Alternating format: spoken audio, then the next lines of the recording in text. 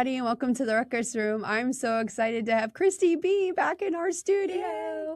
Thank you Girl, for having me. Congratulations. It's been a minute. Thank you. I know. We got a lot to celebrate and talk about today. We do. It's been an interesting few months. I know, right? I took a little hiatus. You took a little hiatus, but you've been really busy doing some other cool things at your studio in Daytona. A lot of cool things. We've got phase 1 completed. So we are in business doing shows every weekend.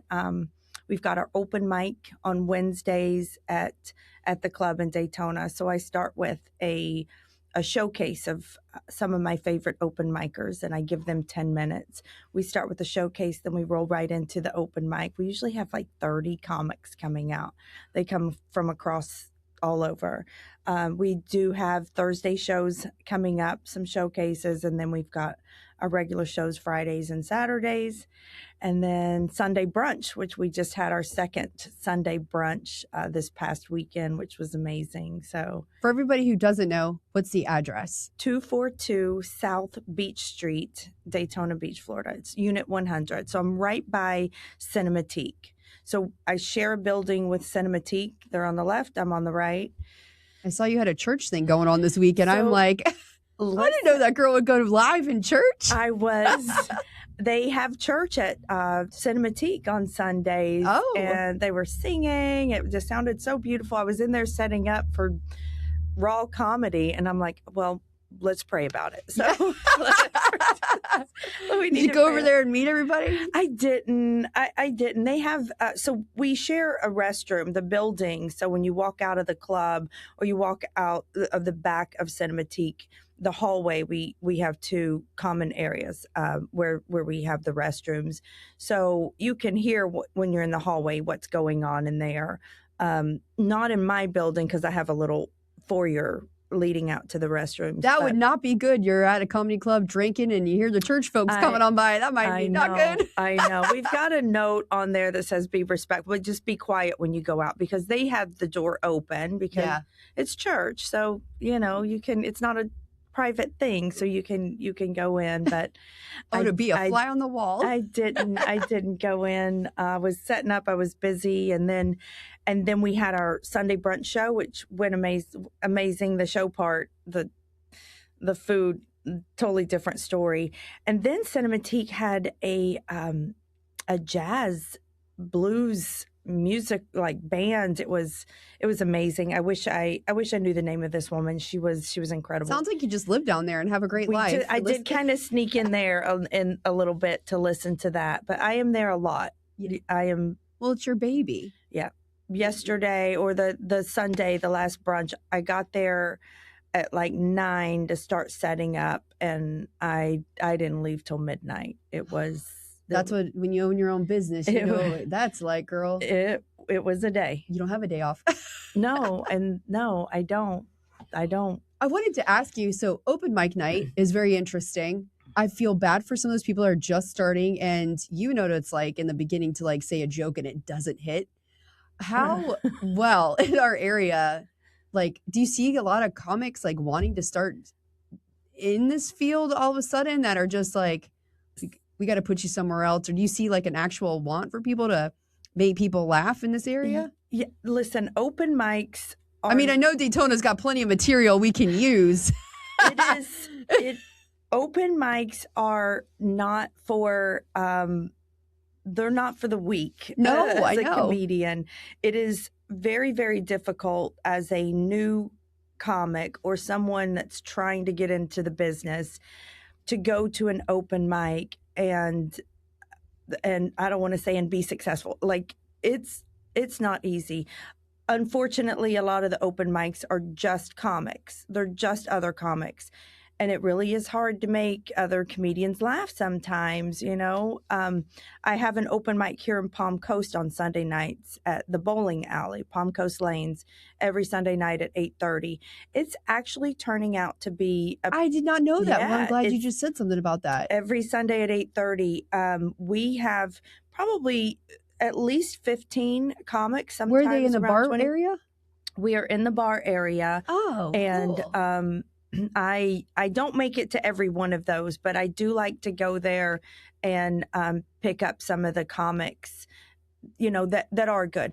Not every open micer is a newbie. A lot of them are seasoned comics and they're going out to work on some new material. Or in the case of the Palm Coast Lanes, someone drove like 2.5 hours last Sunday.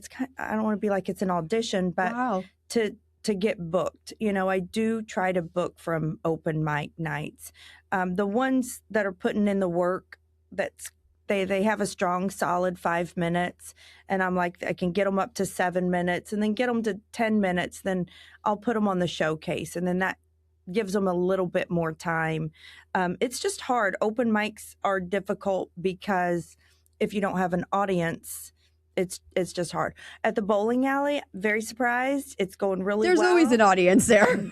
And they're all drinking, having a good time. So they probably love that. It's the bowling alley. Exactly. Like, what hasn't happened there? That's the cream of the crop sometimes. Yeah. And people are showing up for the open mic. And that's awesome. That we've got a great amount of comics. What do you do to the people that come in and they'd like just bomb?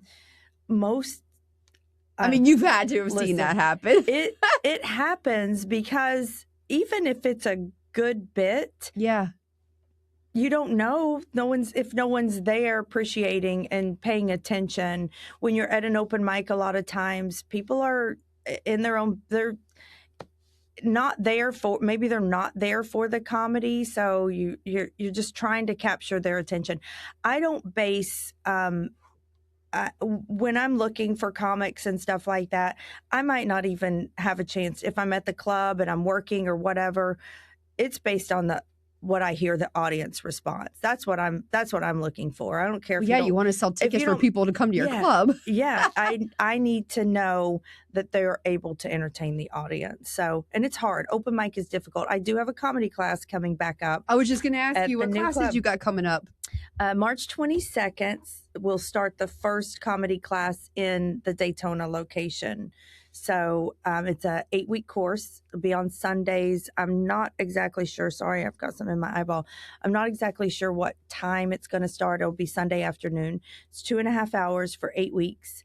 You end up with a professional headshot that you can use to get booked later. Can we book Alan? I think, Alan, you got to be comic. You want to get on there? You got to start making people laugh even more than you do now. So I think I'm not a comic. I think we can make you one. What do you think, Christy? In 8 weeks, we'll make you a comic and $350. You got it. You got stage time. So they have a graduation show, and they invite all their family and friends and fill up the room. Cool. And then they have a 5-minute set. So I did 4 classes at my club that was here in Palm Coast. And next month on a Thursday, I have another graduation, like a class reunion show, to where all the comics that took the class before can come and do time at the new club. So what would be the one piece of advice you would give somebody coming into this workshop or whatever you're going to have these classes? What's the one thing in comedy that you shouldn't talk about? Or is it just like a free-for-all? Do you think it's okay to talk about politics and laugh about it? Do you think it's okay to talk about certain things? Me? No. I don't talk about politics at all in There's so much to laugh about, though. As a business owner, you got to be partial. If I stated my opinion about something that people have such strong opinions about and ruining friendships, family relationships over politics. Isn't that horrible that you think you would have to ruin relationships by talking about one subject? Isn't that crazy when you do comedy? I wouldn't. I don't care. I mean, I really don't. When someone starts talking politics to me, I'm like, nothing. I don't want to. I don't want to do that with you. And I, as a business owner, it's in my best interest not to state my opinion out there. No, we know what that's like, right, Alan? That's a good thing I'm not working right now. Yeah. Well, you can say it all you want to, but people could choose not to come to my club because I don't think like they think. So I stick away from that. Now, I do have comedians that they'll push those buttons, dance right on that line. I don't personally think anything is off the table. It's just how you Well, present it's easier it. to make fun of men than it is to talk about politics then, right? Well, in your that's camp. the easiest thing to do. No offense, Alan. That is and fun. Oh, it's and fun. It's so entertaining. And who doesn't want to talk about men and laugh at them? You know what it is too? It's just them. your life experiences now. Like you can just, there's so much material. There I mean, we've talked about before, like even with dating websites, you could go on a whole show about how awful or how great they are. I don't think they're great, but you think they're great sometimes. You made some friends. Entertaining. You use it for material. I forgot. Everything is for material. I hate to say that. Not everything, but not politics, but yes. Yeah. Any life situation, I try to write. I'm not writing as much as I wish I was. I haven't written a lot of new stuff lately. So I'm headlining my own club. That sounds so cheesy. If you will. I'm like, oh, it's so embarrassing. But I'm doing that at the end of February. And I'm like, that's the time where I have enough time on stage where I can throw some new stuff out there that I'm working on. I don't do open mics. Occasionally I will get an open mic, but I'll get up in an open mic and then I'm like, I don't think I'm funny. Like after that, I lose confidence. So the people who are... So you don't go to try new material at open mics ever? I don't. No? Not ever. But I wasn't the type of comedian. I didn't start out doing open mics. My journey was so different. So what about some like what Matt Riff does when you like go out and you just like pick people from the crowd and just start the crowd work. And it's kind of funny because he makes a whole, I mean, he sells tickets all the time, makes a whole show about it. And he can just pick you out of that crowd and go after you. And there are some people that they have that ability. You're not a crowd picker. I'm getting more comfortable at that at my club. I'm trying to put myself on stage a little bit more than what I was doing at the other club. But when I'm opening up a show, I try not to do that, because if you start getting the crowd engaged and the headliner isn't one, that you don't want to do that in the beginning. Yeah. So there's an art to it. It's a process. So I try not to do that, because once they're engaged and they feel like it's okay, now I can say something, and the headliner may get up. You got race week and bike week and all those fun crowds coming in. So it's going to be amazing. I can't wait to come down there. I don't know what's about to happen. It's about to blow up for you. I am looking at the schedule with things coming up in Daytona, and I'm like, I don't know how to navigate through, everything going on. I don't. There's so much foot traffic. If I'm there, I try to have the door open so people will pop in. But I mean, it is. We're getting busy. I'm getting very excited. There's been a couple of moments where I've been like, what did I do? What have I done? Why am I doing this? You made a great decision move where your location is, the dynamic. I'm sure you're going to have a lot more foot traffic down in that area than you did up in Palm Coast. So, I mean, is your club up here still open at all? No, I closed it down. I finished out the lease, and I left that club, but I still do have some comedy shows here in the Flagler Beach area. So Breakaways at the beach in Flagler Beach on A1A is always the last Wednesday. That's where I originally saw you for the first time. we're back to last Wednesdays there. So okay. Yeah, we're doing that every last Wednesday. We still do Craves in Flagler Beach, and they don't have another show scheduled until February and March are really busy for them. So April will be the next show there. Whatever happened to, remember, I think his name was Nick, that he came here with you that day? Rob.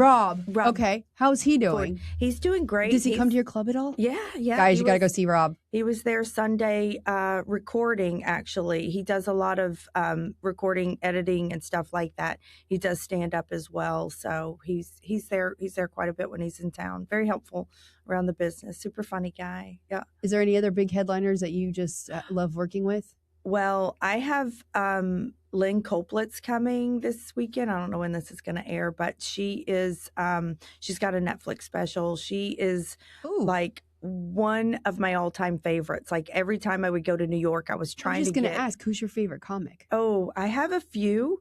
I went to see Joe Coy a month or two ago. I got to go see him.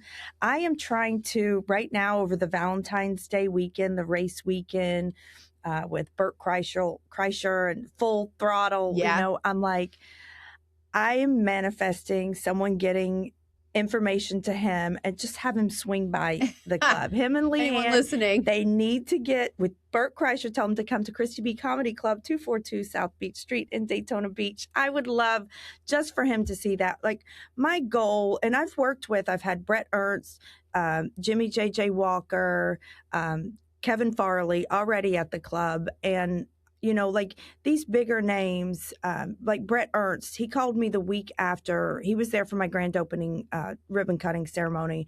And then he called me a week after and he's like, how's the club going? And I made some notes. That's so and cool. I wanted to give you some advice. I don't want to, you know, not being, you know, but he's been going to clubs, working clubs for 20 plus years. I'm like, I will listen to any advice that you want to give. So the comics that are selling out arenas and things like that, that of course they don't have to work my little club, but I hope when they go on the road, they know that there's a club in Daytona Beach and they, you know, they're openers in the other towns, you know, to give them a workplace Girl, while the they're amount of working their money way up. that Matt charged for us in Jacksonville, it was $900 a ticket. What? For some of those tickets. He is, and he booked like 3 shows in a row. I was like, dang, wow, like, I'm in the wrong business. I mean, and all he does is work the audience, and he does so well at it. It's just crazy. $900 a ticket. That was for like nosebleed, halfway, not even towards the front. It's like you pay the more you pay, the closer you are to being picked on. But that's okay. I mean, you have to have tough skin sometimes when you put yourself. God, that's a lot. He was crazy though. I go way back. I used to like Lisa Lampanelli. I mean, all of that. Like I used to go like watch some of these comics, and I absolutely loved them. Kevin Hart. Like I just like watching him on Netflix sometimes, you know. But to have a club right here close by, hopefully this will draw some more attention. You have some cool. I mean, I felt guilty charging $35. Don't feel. I'm guilty. like, all right, I'll go up to 38 now. 900. You're entertaining people. Listen, I mean, you have to have a date to go to a show like that. I can't afford to pay $900 to go see one of my favorite comics. That's a lot. I went with my sister. That's a lot. We went together, and it was so much fun. In fact, she wants to go back this year. And when then he comes drinks back. are probably $92 a beer. Well, I don't drink, but I had a water. But it was, I think, $18 a beer, just for a beer, and it was in a 16-ounce cup. Oh, God. And they're like red Solo cups that they give you. So, but yeah, that's insane. Well, I mean, he's in a huge arena. It takes a lot to put on shows like that. It's not like $900 a ticket's going in his pocket. I know that it takes a lot, but man, I don't even know how much Joe Coy. I did not pay for those tickets, but I know that he was pretty pricey too. They're expensive now. I didn't look. Yeah, they're really expensive. Well, I was going to ask you. We're going to change the subject real quick, and we talked about it a little bit earlier. During winter, how do girls look sexy? How do they dress when we're wearing sweats when we're freezing like this? I mean, there's got to be some. I mean, this is a medium, and it's like swimming on me, and I'm thinking to myself, I think it's an adorable outfit. You look great. I feel comfortable, but I'm like, what if you go out and you're like, I'm never going to find a guy wearing. Well, I look like a house right now, so I'm like, this is not. Oh my God, you do not. I'm in a hoodie, and I'm like, it is what it's. Only That's what I'm saying with the hoodies and stuff. Like, how do girls like? You know, I went to American Eagle. I got some cute stuff, but even when I put it on, I'm like, this stuff's huge. Like, yeah, I'm like, is it okay to walk around like a box? Like, is that acceptable? I don't know. No, I think I would think even like the jeans now, unless you get jeggings underneath and a wide legs or jacket, you know, like a loose jacket and keep it open, cute belt. I don't know. Don't ask me. I'm not a stylish person. You used to go on Tinder and all that stuff and go on dates, so I know you know about some of this stuff. Well, I wasn't on Tinder or Hinge for a week before I realized it was not really about dating. Oh no, that platform's not. It was not. I thought, oh, you're only on there for one reason. So tender-hearted. It's so sweet. It was not that. Yeah, they're Tinder, right? I was on Bumble for a long time. Bumble, because they can't message you first. Yeah, that's the one that the girl picks the guy out, right? You said? Well, you have to match, but they can't message you unless you message them. I heard the T still going strong. Remember the one that sell out the men? In fact, I've heard that men don't like dating now because there's so many platforms. It's hard for them to date because if you screw up, your business is going to be out there. Yeah. And girls are sticking with girls nowadays. It's kind of crazy. They like selling you out. There's some brutal things out there. And I had so I posted something a while back, and I had someone, a man said, well, we're not allowed to approach women anymore. And I'm like, I saw this on your post, and you went back at him. I was like, have women made it so difficult that a man is just, he can't compliment a woman anymore? He can't approach a woman anymore? Well, I think we're just holding them more accountable. Like if you have a girlfriend and you're complimenting me or somebody else, yeah, no, we're going to call you out on your shit, basically. Yeah. But, I don't think I think with business women though, and that people have had businesses and strong women, we're unapproachable anyways, just because it's harder for them to, like, I think they think we can see through them, if that makes sense. Yeah. Because we read the BS meter real quick. Yeah. and our radar's already going up. Like before you open your mouth, I already know it's going to come out, and I'm probably already got something to say to you. And I feel really bad. I still don't think it's bad. I still think a man should be able to compliment a woman without her being like, a jerk about it. I wouldn't be a jerk about it. I wouldn't be a jerk about it. Yeah. I feel bad for that guy. Maybe he approached the wrong woman at the wrong time that time. Well, he's one of my comedians, so I know him personally. I know. You're going to have to ask him the backstory then. I know, but I'm like, well, you're still single. Like, Ellen, do you have that problem? You used to approach women before you got happily married? That was before everything went nuts. Oh, okay. So now, yeah, well, before you got like in trouble for it. Now women can be bitches, Can I say that? Yeah, you could say that. Okay. Yeah, you could say it. You're calling them out too. We're holding you accountable too. I know, but I mean, now all the women are going to be like, what? Now they're going to come at me, but I don't mean it that way. Like women that know what they want aren't technically that. I think we just know what we want. We don't want the games. Like we just want a man. Like, but I got your stuff together. I still think a man should be able to pay a compliment to a woman as long as it's not cheesy or obnoxious or vulgar, Yeah, some of the compliments I hear aren't really compliments. They're more like they think they're funny too, and they say stuff that you look at them like, "Are you retarded? Like there's something wrong with you." I still want to hear all of them. I don't care. I don't care. Say it. Say the dumb things. Say the crazy things. I want to hear it. You like to use it for material. I'm talking about in the real world. Say something else. Say something else. Thank you. Oh my God. I got a type 5 on you. Okay, so that's used for another purpose. You're building material. I don't know though. I mean, I don't know. All women are different. Yes. They don't send drinks across the bar anymore. They don't do that. Anything. No, they don't do anything. They don't open your door anymore. They don't do stuff like they used to. I will stand there. Yeah. I'll just stand there. That's great. Wait for a man to come and open the door. How long have you stood there before he got it? I don't remember the last time a man's opened a door for me or even in public. I think it was the gym like 2 years ago. A guy opened the door for me when I was coming out and he was coming in. I don't think do you see that anymore? Yeah. You do? Yeah. Where? Publix? There's no way. Dollar General. Always at the Dollar General. Always at the Dollar General. I guess we're going to have to go hang out at the Dollar General now. That's where you're going to find a man, at the Dollar General. I'm just kidding. I don't know. I don't know. Oh, well, I feel bad for still doing that. Like it should be that way. I wish it was a little bit different where,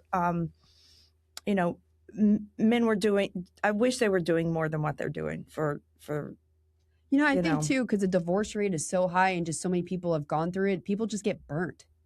Yeah. Like they're like, I definitely don't want to ever go through that again. I'm better by myself. I mean, you were single for how long? I mean, I've been single for almost 7 years and I'm starting to like in the beginning, I was like, I don't think I can do this. And then I'm like, yeah, no, I can do this.